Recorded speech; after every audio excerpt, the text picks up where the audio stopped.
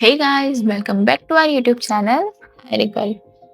आज की हमारी वीडियो है SEBI security and exchange board of India की। गाइस, सीबी हायर कर रहा है officer grade A assistant manager position के लिए। और गाइस, ये हायरिंग अलग अलग स्ट्रीम्स के लिए हो रही है। चलिए सबसे पहले हम डेट्स देख लेते हैं।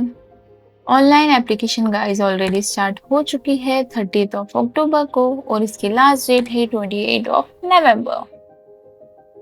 अब गाइस, इसमें सिलेक्शन 3 फेज में होगा। फेज 1 ऑनलाइन एग्जामिनेशन जो 10th ऑफ जनवरी को होगा। Phase 2 online examination 21st of February को होगा। और इंटरव्यू की डेट्स अभी मेंशन नहीं की गई है, जो बाद में रिवील कर दी जाएगी। अब एलिजिबिलिटी देखते हैं। Officer grade A assistant manager position के लिए तो इसकी पहली स्ट्रीम है जनरल, जिसमें टोटल नंबर ऑफ वैकेंसी 56 हैं, पर अभी इसे बढ़ा दिया गया है और इसे टोटल 77 कर दिया गया है। तो अब जनरल स्ट्रीम के लिए पोजीशन है 77। एलिजिबिलिटी की बात करें तो आपके पास मास्टर्स डिग्री या पीजी डिप्लोमा होना चाहिए किसी भी डिसिप्लिन में, या फिर लॉ में भी है। अगर आपके पास बैचलर्स डिग्री तो आप अप्लाई कर सकते हैं। इंजीनियरिंग में भी है तो भी आप अप्लाई कर सकते हैं। इसी के साथ अगर आपके पास chartered accountant, chartered financial analyst, company secretary या कॉस्ट अकाउंटेंट की डिग्री है तो भी आप अप्लाई कर सकते हैं। नेक्स्ट पोजीशन है legal. Total number of vacancy 20 है। मैंडेटरी एलिजिबिलिटी की बात करें तो आपके पास लॉ की डिग्री होना ही चाहिए।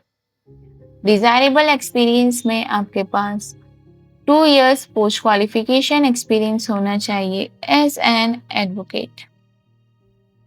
नेक्स्ट पोजीशन है आईटी इंफॉर्मेशन टेक्नोलॉजी की।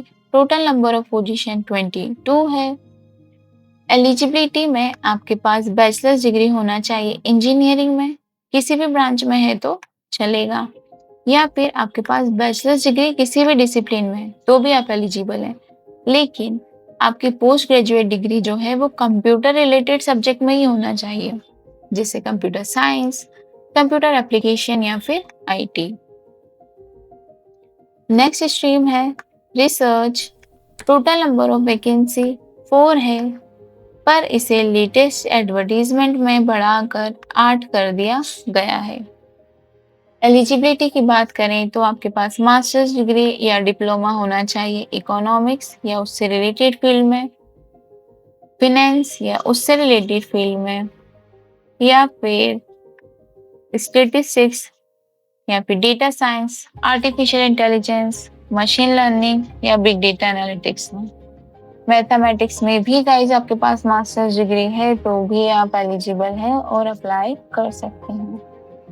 नेक्स्ट पोजीशन है ऑफिशियल लैंग्वेज की। टोटल नंबर ऑफ पोजीशन 3 है।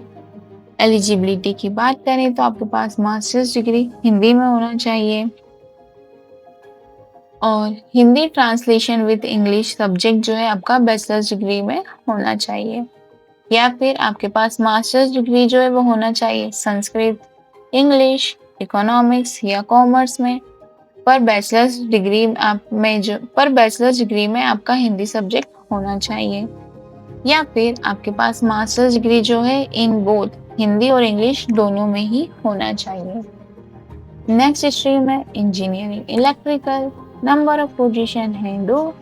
इसमें मैंडेटरी क्वालिफिकेशन ये है कि आपके पास बैचलर्स डिग्री जो है वो इलेक्ट्रिकल इंजीनियरिंग की ही होना चाहिए। डिजायरेबल एक्सपीरियंस की बात करें तो आपके पास वर्किंग नॉलेज होना चाहिए इलेक्ट्रॉनिक सिस्टम्स का, जैसे कि CCTV surveillance system, security alarm, fire alarm, UPS system. Experience होना चाहिए आपको in maintenance of lifts, pumps and air conditioning. Experience आपको होना चाहिए of construction projects in different aspects. Next stream है engineering civil. Total number of position है 3। Again mandatory qualification है कि आपके पास सिविल इंजीनियरिंग में बैचलर्स डिग्री होना ही चाहिए। डिजायरेबल एक्सपीरियंस की बात करें तो experience in maintenance of office and residential properties and colonies. experience of administering construction projects, working experience of computer in structural design, working knowledge in structural rehabilitation work, and experience in construction and project management.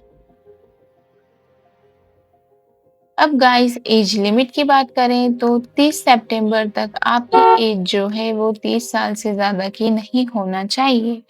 अगर आप 30 साल से ज़्यादा के हो चुके हैं तो आप एलिजिबल नहीं हैं।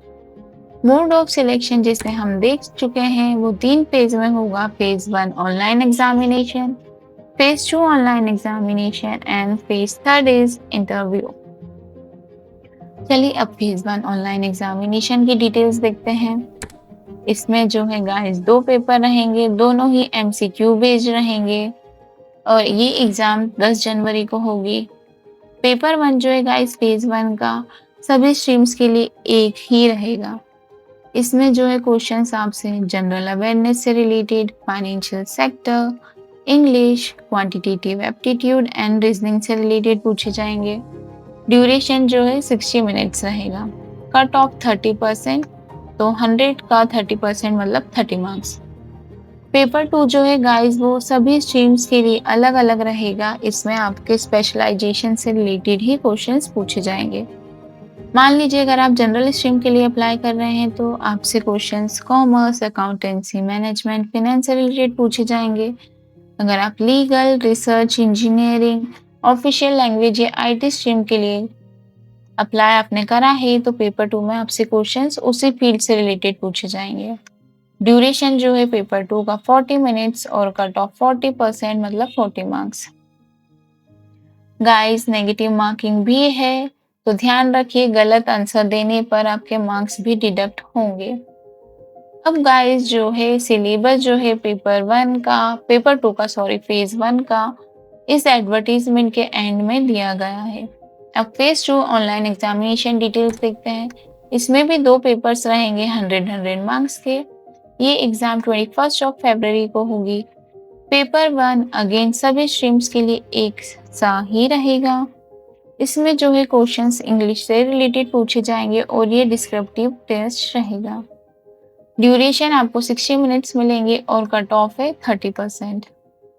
पेपर 2 जनरल स्ट्रीम के लिए अगेन वही सारे क्वेश्चन मतलब फेज 2 जनरल स्ट्रीम के लिए जो है एमसीक्यू बेस्ड ही रहेगा। उन्हें 90 मिनट्स मिलेंगे।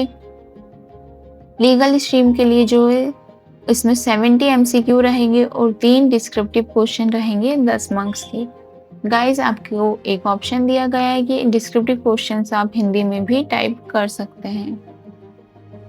अब एमसीक्यू के लिए लीगल स्ट्रीम को 60 मिनट मिलेंगे और डिस्क्रिप्टिव के लिए भी 60 मिनट मिलेंगे। रिसर्च स्ट्रीम के लिए जो है डिस्क्रिप्टिव पेपर ही रहेगा और वो हिंदी में भी टाइप कर सकते हैं। रिसर्च स्ट्रीम को टोटल 120 मिनट्स मिलेंगे।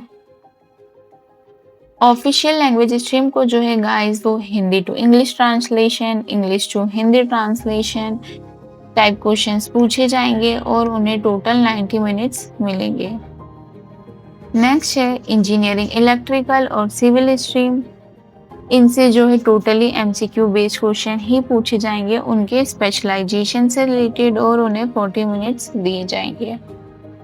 गाइस आपके पेपर 2 में जहां पर एमसीक्यू बेस्ड क्वेश्चंस है वहां पर नेगेटिव मार्किंग भी है, तो आंसर मार्क्स करते टाइम ध्यान रखिएगा। सिलेबस आपको इस एडवर्टीजमेंट के एंड में मिल जाएगा। अब जो लोग फेज 2 क्लियर कर लेंगे वो इंटरव्यू तक पहुंचेंगे। इंटरव्यू का वेटेज 75% है और जिन स्ट्रीम्स में एक्सपीरियंस मांगा गया है उसका वेटेज है 25%।